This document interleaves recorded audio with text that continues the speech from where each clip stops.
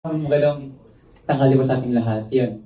Siyempre po yung nag-motivate po sa akin, unang-una si God. Kasi, based po dun sa story ko po, actually, dumating sa point talaga na unang-una talaga ako nagkaroon akong palabo sa lansangan. Kasi nga po, sa Pangulila.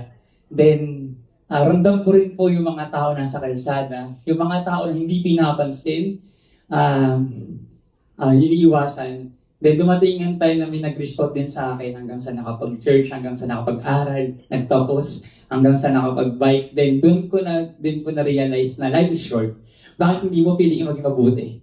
Yun po lagi nag-motivate sa akin. Then nga, yung mga kapatid ko, and then, yung mga tao naniniwala din po sa akin. Kasi before, based po sa story ko din po, yung mga tao po na natulungan ko, ngayon, tutulong na rin po sila. Parang nakakatawa kasi kumbaga, parang ang passive on po. And lahat po tayo, may mga kanya-kanyang story na kaya natin i-share. And most of all, doon po kasi yung malasakit sa love. Siguro yung nag-motivate sa akin, ma'am, yung pag-ibig. Kasi kung wala kang pag-ibig malasakit, hindi mo gagawa yan. Ano lang siya, parang dadaan lang sa'yo. Pero mayroon kang pag-ibig, and kahit i-bash ka, i-negative ka, ang sabihin sa'yo, ano may tsura mo, pero andun yung puso't isip mo, and sila na bahala. And yung mga provision na yan, God will provide. And thank you, God. Glory to God po.